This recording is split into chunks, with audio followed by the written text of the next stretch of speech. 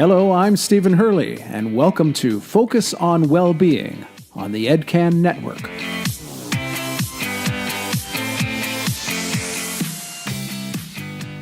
With over 125 years of experience as a leading independent national voice in Canadian K-12 education, the Canadian Education Association has recently launched the EdCan Network to support the thousands of courageous educators working tirelessly to ensure that all students discover their place, their purpose, and their path. And that tradition continues as this year we tackle what is arguably one of the most discussed topics affecting the lives of our students, our educators, and the support staff that learn and work each day in Canada's schools and classrooms. Well-Being, a Key to Success, takes place in Toronto on October 5th and 6th and promises to explore solutions for both Indigenous and non-Indigenous schools. Today on the podcast, Canadian educator, author, speaker, and storyteller David Bouchard, a man who since the release of Canada's Truth and Reconciliation Commission has become passionate about speaking the truth about trust.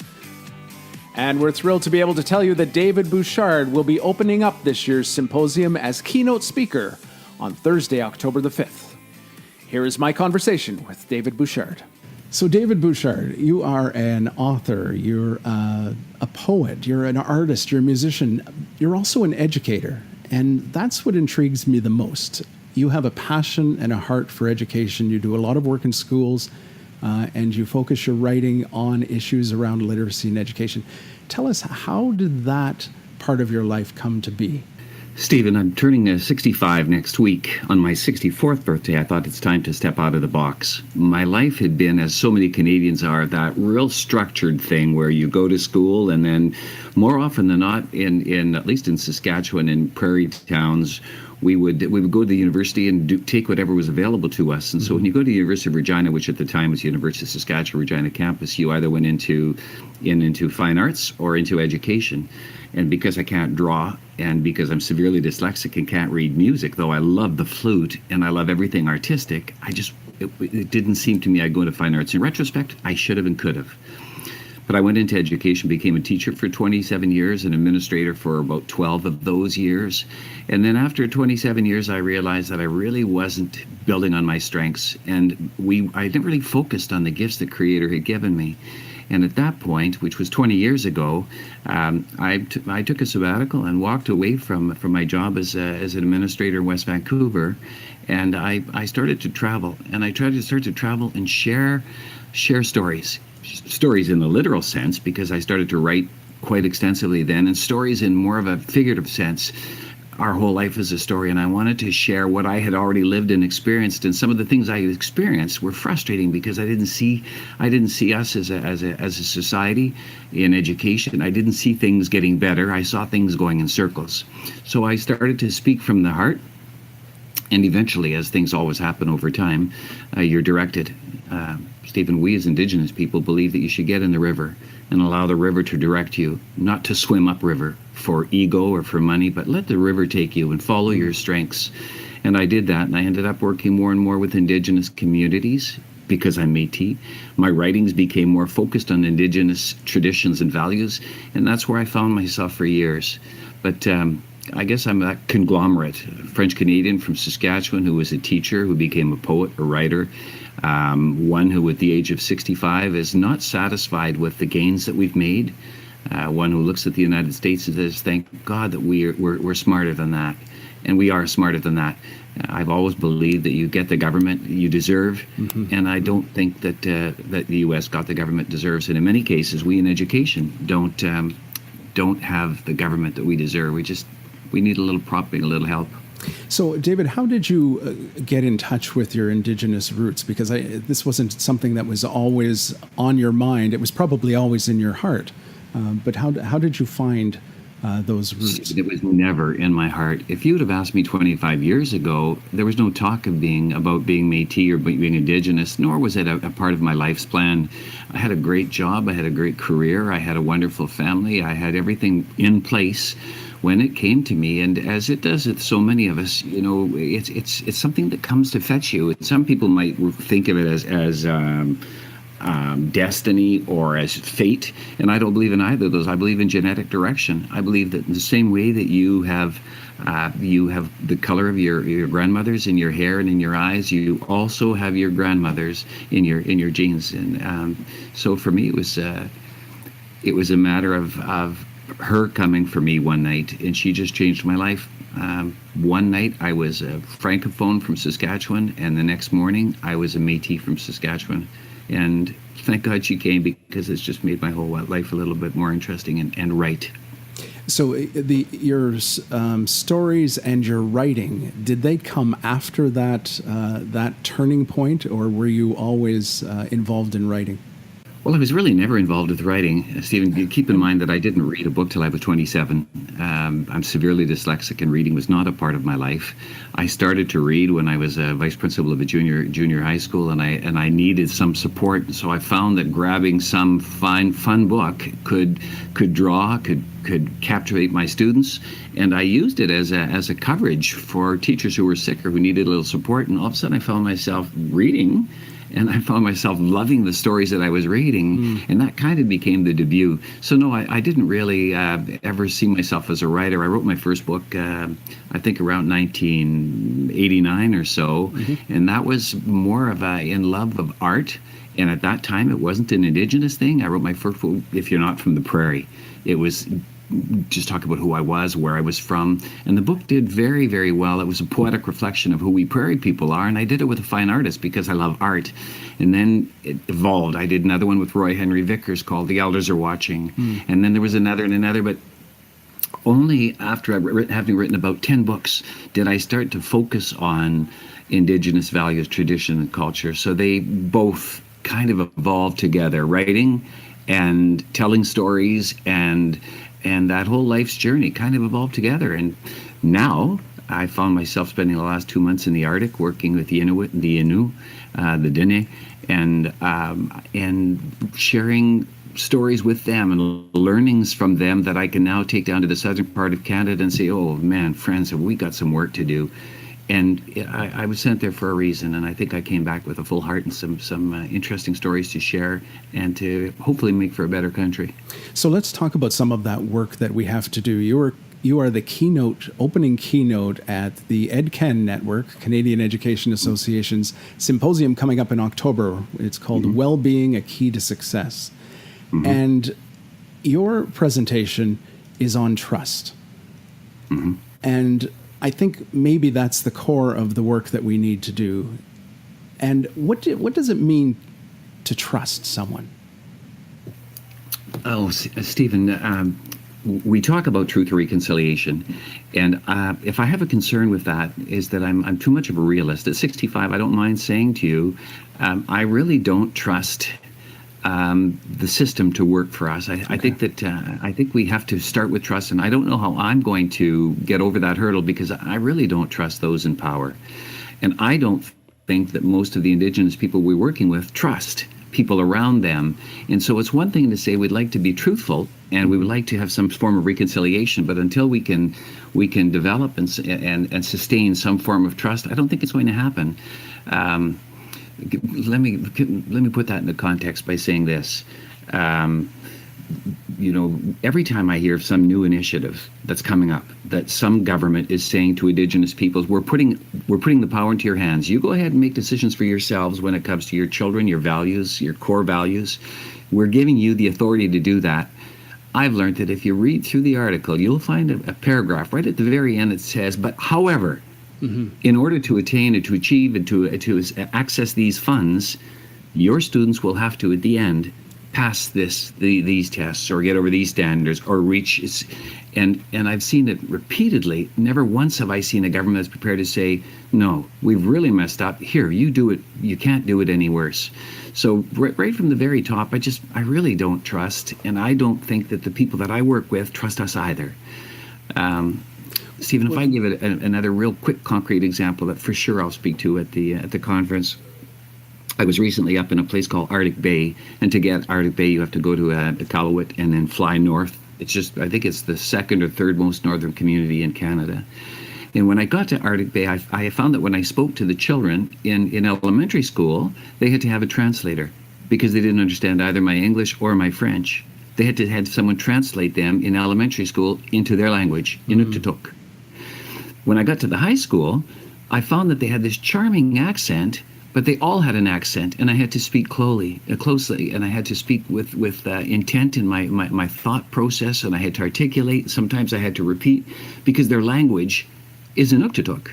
So when they're out in the streets, they speak their language, and when they break for recess, they speak their language.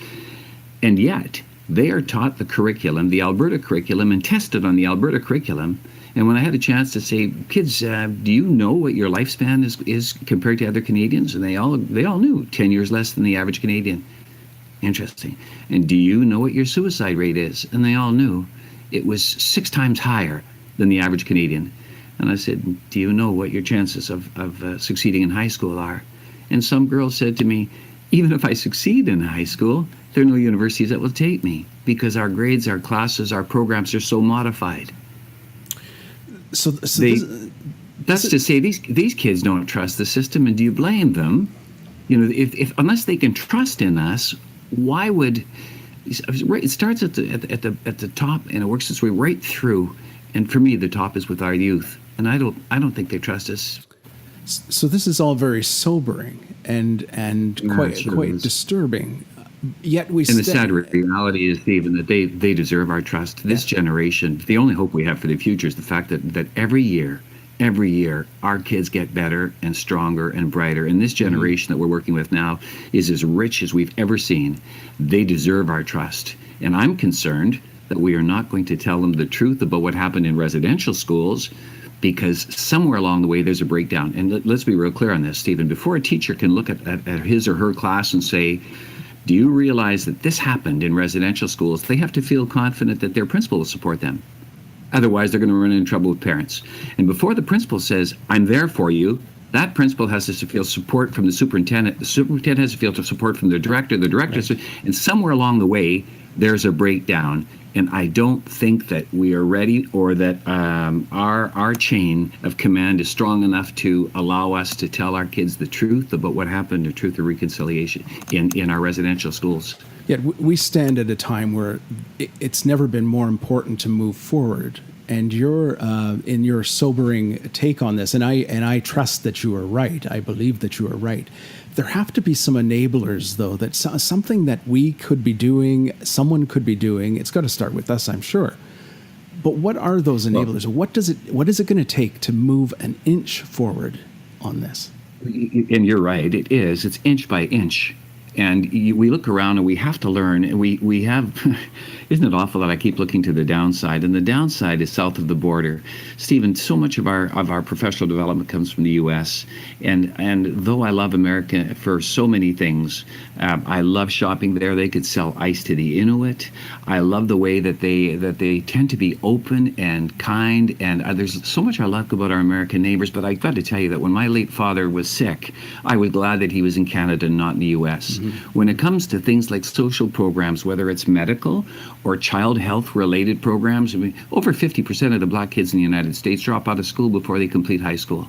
56% of Hispanic kids drop out before they finish high school. I don't trust them with education or with health matters, and yet we have them come north of the border and tell us how we should do what we do. They sell us programs by the millions and millions of dollars that we buy, we accept. We go to south for all kinds of in-service work, and we come back and we, instead of looking around and saying what makes sense.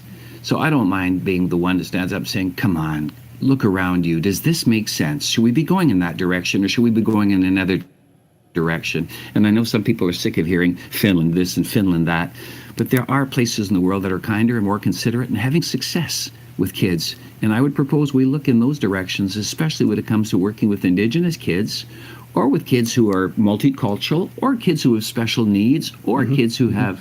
So there is a better way. And there are little cracks in the door. The talk that we're having now, the focus on Indigenous students, truth and reconciliation, these are all little cracks in the door. And we just have to keep pushing at them, pushing and getting them higher up. So when we try to shine the light in those little cracks in the door, let's take Finland, for example. What do you see about that system? And you're right, we've talked a lot about Finland, and people are tired of hearing about Finland, except the people that go there. The people that go there come back with stories and with examples. What have you seen about the Finnish system that might shine a light through some of those cracks? Well, certainly anyone who knows about the Finnish system, if people don't know, they should know. For example, that standardized tests are non-existent. They write one test in grade 11. People who don't know that might want to know is that they have just an excessive amount of recess time, playtime, outdoor time, that every child has a chance to focus on what their passions are. And what makes it so interesting is that to be a teacher in Finland, you have to have a master's degree. And I'm not for a second alluding that people with master's degree are better teachers than those who do not have, because the very, very best teachers I've ever known are not people who have studied or got a doctoral degree, but rather people who have it within them, in their hearts. Nonetheless, they're prioritized, and they are high on that food chain in Finland, right up there with doctors and lawyers. They are very, very well paid. They're very well trained, and these people know what the goals are, the focus are for these kids, and how hard it is to maintain that balance. And so it becomes the cart before the horse. I mean, how do we do that in Indigenous communities where we're lucky to get teachers out of a lot of our reserves, when we want them to have master degrees, or we want them to be very well trained in ongoing training? It's a long, complicated story, but in essence, what they do is they teach to the child as opposed to the curriculum. And it's something we've always struggled with. And every time we've taken a step forward, we've kind of taken three backward. And it's going to have to change. We're going to have to start to focus on the child and not on the curriculum. Tell me the importance of stories in the work that you do, and possibly the importance of stories in building this sense of trust. Well, let's be real clear, Stephen. As we get older, we realize that it's all about stories. I mean, regardless of what occupation you have, you and I, prior to this show, had a chance to talk about our life stories, a little bit about your wife, a little bit about your own career and your passion for the radio. I'm just dying to tell people that I got my first tattoo at 64, and it's probably why I got it. So when somebody says, "Oh, you're tattooed," yeah, let's talk about that. Life is a story, and it is for students. And I always think, if you can walk in there as a teacher, look at them and say, "Tell me your story," and spend the first month not focused on curriculum, but learning who they are, allowing them to share their hearts and their stories, whether you do it in circular form as we do Indigenous communities, whether you do it with a wampum belt, or whether you do it with a talking stick. Life is a story, and it's very much the way that Indigenous people have taught throughout the years, through stories. We teach through stories, and we allow learning to happen through stories. And it's a very, very good initiative for any teacher, for any school to get onto that train of thought. Perhaps if we allowed our kids to share their stories and we focused on their stories, it would allow us to focus on them and their dreams. So for me, life is a story, and this is just the next step, the next stage. And I would love to talk about the last 35 or 40 years, let alone the next how many ever, because it really is the essence of what makes us. You're very conscious of the fact, and I'm very conscious of the work that I do, of the fact that when we talk about Indigenous communities, when we talk about students with special needs, and when we talk about students that have been marginalized by the systems, or feel marginalized by our systems of education, as an example, there tends to be an us and them mindset. Do you think that we're ever going to get to the point where Canadians are Canadians, that we don't have this sense of other, and maybe could storytelling help us with that? Isn't that funny that you say that, Stephen? Because I'm more apt to say I really like the other than the us. You know, one of the biggest differences between we Canadians and Americans is that there's that melting pot. You know, we're all Americans, and I often, when people will say, and I'm a Canadian, and I'm good with that, but there is something extremely proud or rich in your acknowledging where you're from, that story of where you're from and where you'd like to go, where do you like your children's lives to go, and it's all rich and inherent in who you are. And we as a country are very, very diverse, and Stephen, you just have to look around. It's not just the streets of Mississauga and Toronto. Man, come to Calgary. Calgary that 10 years ago was very, very white and very traditionally conservative, and you just wouldn't recognize the city, let alone its inhabitants. It's just completely changed. Edmonton is just a vast multicultural mecca. Winnipeg has more Indigenous people living in one city than any other city in the world. It just goes on and on. We are so diverse and so interesting that I love the diversity, and I really do value, and I love the idea that, yeah, I'm a Canadian, but I'm an Indo-Canadian. Ah, you are. Where are you from? Tell me about who you are. I'm a Canadian, yes, but I'm Jamaican back. You are. Right. Isn't right. So there is something very rich about that, and it really does fit hand in hand with stories. And precisely through our stories, we celebrate that richness and that diversity. And we so do. We absolutely so do. And so you have done a lot of work in the area of literacy, and it's fascinating hearing your own story of what many would consider to be a struggle with literacy in the early years. Certainly not now, but you've done a really interesting job, a good job, I think, of expanding the boundaries of what we mean by literacy. Can you tell us a little bit about that? Because it's not just about reading and writing, is it? Well, it sure isn't, Stephen, and there's two parts to that. And if you'll allow me to share the first one very, very quickly, it dawned on me some years ago that so much of what we do is traditional. The way that we teach kids to read is traditional. And subsequently, I started to look at the alternatives. And years ago, I realized that there had been a movement called the whole language movement, yes, where people believed that it was just as simple as being given a book and a teacher, and reading was as natural as walking and talking. And it made so much sense to me because that's how I had learned to read, just as simple as walking and talking. Thus, why is it that we insisted on teaching through methods and through tricks and through phonics and through Toys R Us? And it dawned on me that there are people making millions and millions and millions of dollars. The Department of Reading in the U.S. was huge. People were making money on it. And if in fact Maria Montessori was right, that reading was as natural as walking and talking, a lot of people would be out of a lot of money, let alone all of the tests that they sell. So it dawned on me then that perhaps I should be sharing with people that the reality of reading being as natural as walking and talking. It only takes three things. It takes time. Kids will read when they're ready, they'll walk when they're ready, and they'll talk when they're ready. It takes a teacher, somebody to hold their hand, somebody to point at the word and say, this word is door, this word is apple. And it takes books, no reading. And that's just a reality. If you don't have a book in your hand, and the right kind of book, a book that you can identify with, and something you can read. And of course, for so many people in Canada, that was not possible, because they weren't in those books. Indigenous people weren't in books until recently. And I dare say, if there's an issue for me now, is that we have so many people coming from different parts of the world. And I ask you, can they find themselves in our libraries? If you're a Filipino in Canada, are you going to walk into your library and say, let me see books that include me? And that becomes problematic. We have to work real hard as a society to make sure we include all of our readers in the books. And the books have to be accessible. Don't give a child something Harry Potter if they can't read it. That's the first part. And the second part, of course, is what literacy is. I mean, let's be real clear on this. Who knows what our libraries will look like in 10 years from now? If you'd have ever guessed 10 or 15 years ago that we would be, Stephen, last year I listened to 100 books and I read 7.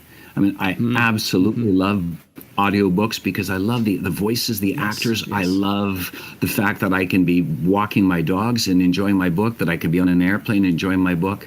If you'd have told me 10 years ago that would be considered part of, I wouldn't have believed it. Realistically speaking, when I watch Harry Potter on the big screen or whatever else, or I listen to it, for me, it's all about the story. Subsequent to that, literacy becomes drama. Yes. Say what you can. Some child or some actor is sharing passion, life's experiences through drama. To me, it's through visual art. Visual art is as clear an example of literacy as not. If you can paint for me a painting that I'll look at and I'll look at you and I'll say, no, that didn't really happen. Yes, it did.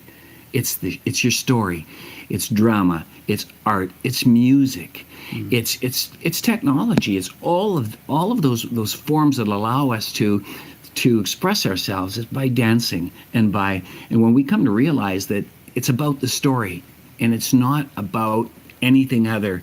And if you have phys ed in a school, it's to allow your children to run and to use exercise. And if their gift is physical, then let them find that gift. But for the rest of the student body, it's just part of the story. It's to allow them to enjoy their time at school and to play and have some fresh air and then live their story and live the experience of sharing their story. David Bouchard, you are one passionate man, and I am so glad I've had the opportunity to speak with you. I'll remind listeners again, the CEA EdCan Network Symposium, October 5th and 6th in Toronto. Well-being, a Key to Success is the title of the symposium. Your keynote presentation, do you trust them? Do they trust you? Let's tie that back to wellness before I let you go. Yeah. What's in store if we get this right? What is the connection with wellness? I went into a high school in Toronto a few months ago, Stephen, and I was there a little early. There were about 300 kids in the auditorium, and there were 4 kids on the stage representing the LGBT community. And when I arrived, I had a chance to listen to these kids talk about the challenges that they faced being lesbian or being gay, transgender. And as I listened to them talk, I wasn't focused so much on what they were saying, but on my audience. There were 300 kids completely immersed in what the message was and the challenges that their peers were facing in their school society. And I thought, aren't they amazing? Are they amazing? They're not judging them based on the color of their skin, or on their sexual preference, or on the social economic background of their parents. They're completely open and receptive to what they have to say. And I want to be like that. I want to be like these kids. These kids deserve our trust. And when we can trust them, we will have a better school scenario, we will have a better society, and they deserve it. So I want to make sure that everybody understands that there's a sense of well-being for the students, for teachers, for our society, when we can learn that they deserve our trust. They take better care of the environment than we ever did. Stephen, when I was a kid, I'm not kidding you, I would roll down my window and I would throw a Coke bottle into the ditch. You would never dream of doing that today. No. 10 years ago, I remember sitting in a drugstore parking lot, seeing somebody open their car door, taking an ashtray and emptying the whole ashtray right out in the middle of the parking lot. You wouldn't dare do that today because some middle schooler would walk by and call you out. There are so many things that relate to the environment, but it's not just the environment. Just not the fact that my daughter will say, Dad, why are you running the water when you brush your teeth? Do you know how many people need that water? Oh, babe. I think these children are so bright and so worldly and so healthy. We have to learn from them, but it's not just the environment, it's the way they relate to one another. And when we can learn from them, you won't see the nonsense, the bigotry that you're seeing around us so directly in positions of responsibility. That won't be there anymore. And I dare say, if you allowed our students to talk to our world leaders, you might find their response very, very aggressive. Yeah. Well, David Bouchard, thank you so much for being with us tonight. Focus on well-being in preparation for the CEA EdCan Network, Well-Being, a Key to Success. I'll look forward to meeting you in Toronto in a couple of months. Oh, you bet, Stephen. I look forward to seeing you as well. Thank you for doing this. Thank you. You're very welcome. Good night. Good night. So the symposium once again, October 5th and 6th at the Airport Holiday Inn in Toronto. Be sure to visit edcan.ca/wellbeing for more information on the symposium, including details on how you can register, a full list of sessions, and bios on all of our speakers, including today's guest, David Bouchard. I'm Stephen Hurley, and this is the EdCan Network on Voice Ed Radio. Your voice is right here.